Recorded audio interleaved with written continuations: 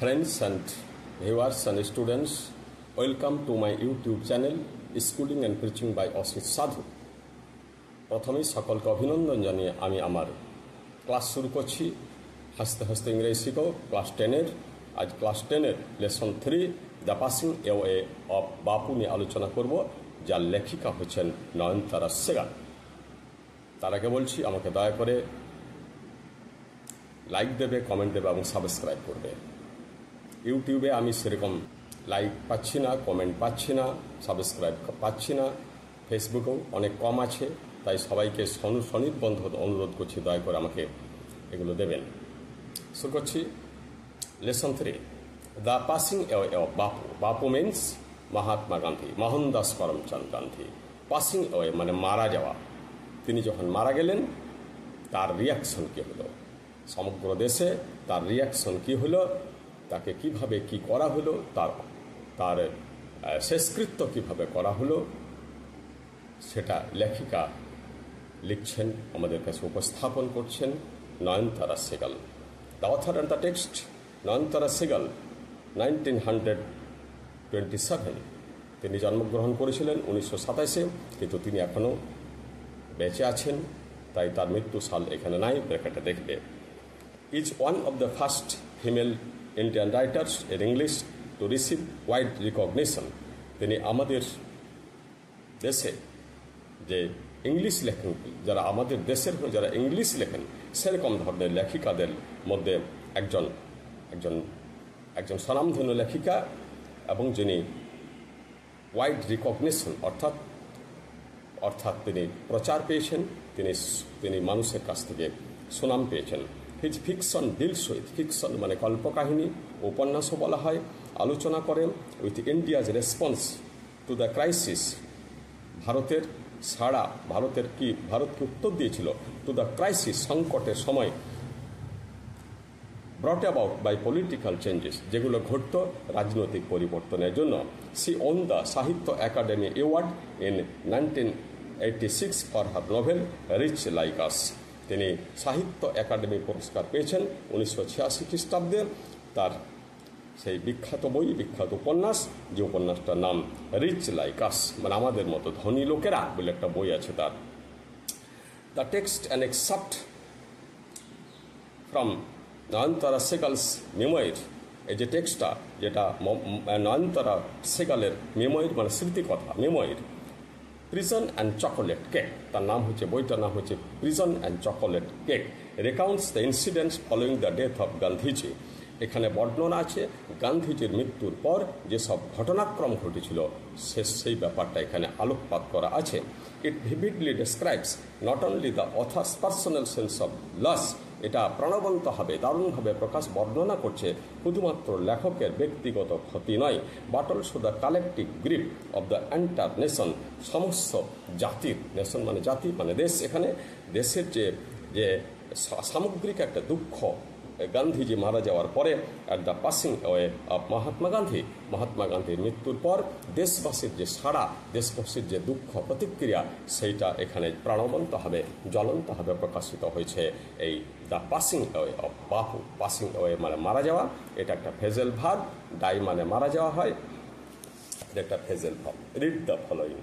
Unit 1 I was having tea at home on the evening of 30th January 1948। বলছে, আমি লেখিকা বলছেন, আমি চা খাচ্ছিলাম সন্ধ্যাবেলায় 1948 খ্রিস্টাব্দের 30শে জানুয়ারি।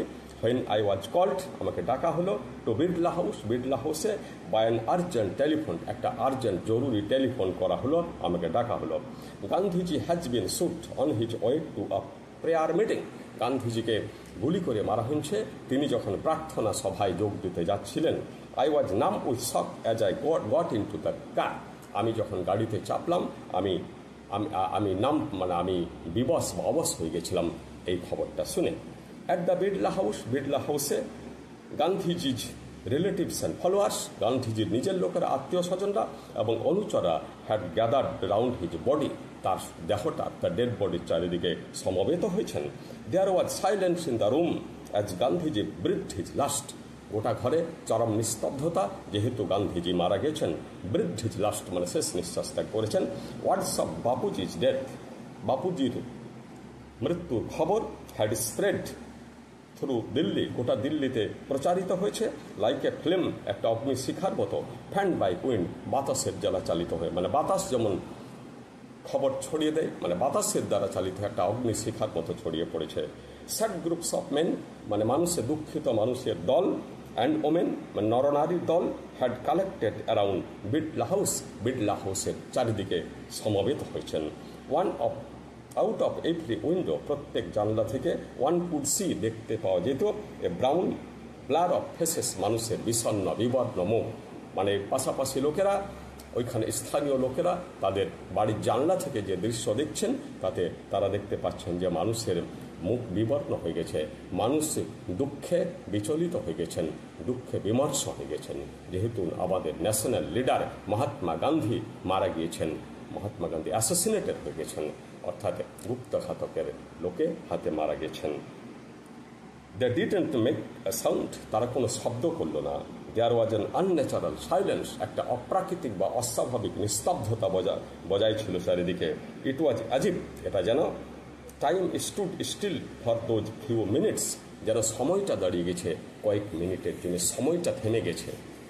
এত নিস্তব্ধতা, অর্থাৎ গান্ধীর মৃত্যুতে ভারতবাসীর যে পীড়া, ভারতবাসীর যে মানসিক দুঃখ, মানুষ বিষণ্ণতা, সেটা এখানে প্রকাশিত হয়েছে।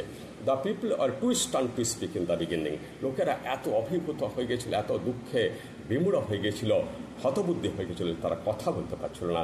লেটার পরে দে ক্ল্যামার্ড ওয়াইল্ডলি, ক্ল্যামার্ড মানে দাবি জানালো, ওয়াইল্ডলি মানে বলা চলে অভদ্রভাবে, অর্থাৎ তাদের তখন আর ভদ্রতার জ্ঞান নাই, সাউটিং, চিৎকার করছে, অ্যান্ড ক্রাইং, কাঁদছে। দে জসল্ড ওয়ান অ্যানাদার, জসল্ড মানে ঠেলাঠেলি করছে, কনুই করে ঠেলাঠেলি করে, কনুই দিয়ে, হাতের কনুই দিয়ে যখন আমরা ঠেলাঠেলি করি, তার আক্ষরিক পরিভাষা ইংরেজি হয়েছে জসল, ওয়ান অ্যানাদার, একে অপরকে ঠেলছে, ইন এ স্ট্যাম্পিড মানে ছত্রভঙ্গ করছে, to break into the house, মানে ব্রেক, বাড়িটাতে, ঘরটাতে ঢোকার জন্যে তারা স্ট্যাম্পিড করছে, অর্থাৎ একে অপরকে ঠেলাঠেলি করে এগিয়ে যেতে চাইছে। দে কাম দ্য লিটল, তারা একটু ঠান্ডা হয়ে গেল, হোয়েন ইট ওয়াজ অ্যানাউন্স, যখন ঘোষণা করা হলো, that they would be allowed to see, যে তাদেরকে দেখতে অনুমতি দেওয়া হবে গান্ধীজিকে বিফোর দ্য ফিউনারেল, শেষকৃত্যের আগে ঘোষণা করা হলো যে এত আপনারা চিৎকার ঠেলাঠেলি গোলমাল করবেন না, কারণ প্রত্যেককে দেখা গান্ধীজির ডেড বডি প্রত্যেককে দেখতে দেওয়া হবে। When one is faced with the shock of a loved one's death, যখন কোনো মানুষ এক প্রিয় মানুষের দ্বারা মৃত্যুর সময় আঘাত পায়, শক মানে আঘাত, ওয়ান হুইম্পার্স, তখন মানুষ তখন গোলমাল করে, হুইম্পার্স মানে গোলমাল করে কিন্তু একটু আস্তে আস্তে করে, হুইম্পার্স মানে তার মানে মনের দুঃখের কথা বলে। What will become of me now that he has left me, এখন আমার কি হবে যেহেতু তিনি চলে গেলেন, মানে তার অনুচররা, তার ভক্তরা, তার শিষ্যরা তখন দুঃখে প্রচণ্ড পীড়িত হয় যে এইবারে আমাদের কি হবে, কারণ তিনি একটা বিরাট পাওয়ার ছিলেন, তার চারিদিকে এই সব লোকেরা থাকতেন, তিনি কেন্দ্রে থাকতেন, আর এই সব লোকেরা পাশাপাশি থাকতেন, তাকে বৃত্তায়িত করে থাকতেন। তিনি যে মারা গেলেন, এবার আমাদের কি হবে। This was surely the question uppermost in the mind of the mourning people, এটা অবশ্যই সেই দুঃখপীড়িত মানুষের মনের সবচেয়ে গুরুত্বপূর্ণ কোশ্চেন। আপারমোস্ট মানে সবচেয়ে বড় কোশ্চেন ছিল, যেসব লোক মর্নিং মানে দুঃখপীড়িত লোক, অনুশোচনা পীড়িত লোক, লুক লাইক লস্ট চিলড্রেন, ওদেরকে দেখালো যেন তারা হারিয়ে যাওয়া শিশুর মতো, হারিয়ে যাওয়া শিশু যেমন উদ্ভ্রান্ত হয়ে যায়, এই গান্ধীর অনুচররা, গান্ধীর আত্মীয় স্বজনরা সব সেরকম হারানো শিশুর মতো হতবুদ্ধি বিমূঢ় হয়ে গেছে। It was the question in many of our hearts as we sat, যখন আমরা বসেছিলাম তখন এটা ছিল আমাদের অন্তরের অনেকের কোশ্চেন, যে বার কী হবে। উইল স্টিল সাক, তখন আঘাত দিচ্ছিল, অ্যান্ড আনবিলিভিং, সেটা ছিল অবিশ্বাস্য, আনবিলিভিং মানে অবিশ্বাস্য। We listen to the broadcast মানে রেডিও, আমরা বেতারে শুনলাম, রেডিওতে শুনলাম, telling the people of India, যে লোকেদের ভারতবর্ষকে ঘোষণা করছে that there Bapu was no more, যে তাদের বাপু অর্থাৎ মহাত্মা গান্ধী অর্থাৎ বাপুজি আর বেঁচে নাই, নো মোর মানে আর নাই, বাপুজি ওয়াজ নো মোর মানে আর নাই। দ্য ম্যান, লোকটা মারা গেছে, তখন আমরা বলতে পারি the man is no more, লোকটা আর নাই। আমরা বলি ওইরকম। ইউনিট 1 পড়ালাম, এখান থেকে কতগুলো ওয়ার্ডের মানে বলে দিচ্ছি। ইন্ডিয়ান রাইটার, ভারতীয় লেখক, এখানে লেখিকা, ফিমেল মানে মহিলা, ফিকশন মানে কল্পকাহিনী, উপন্যাস বলে চলে, এটা ঐতিহাসিক কল্পকাহিনী হচ্ছে, প্রিজন মানে জেলখানা, মেমোয়ার মানে স্মৃতিকথা, এক্সট্রাক্ট মানে উদ্ধৃতি, কোনো জায়গা থেকে কিছু কেটে নেওয়া অংশকে বলা এক্সট্রাক্ট, ডেসক্রাইব বর্ণনা করা, ডেথ মৃত্যু, ইনসিডেন্ট ঘটনা, রেকাউন্টস বিবরণ দিচ্ছে, কালেকটিভ মানে সামগ্রিক, গ্রিপ মানে অনুশোচনা, এন্টায়ার সম্পূর্ণ, নেশন মানে জাতি, রিলেটিভস আত্মীয় স্বজন, ফলোয়ার্স অনুচর, গ্যাদার্ড সমবেত হয়েছিলেন, বৃদ্ধি লাশ শেষ নিঃশ্বাস ত্যাগ করেছিলেন, উইন্ড মানে বাতাস, ফ্যান মানে তাড়িত,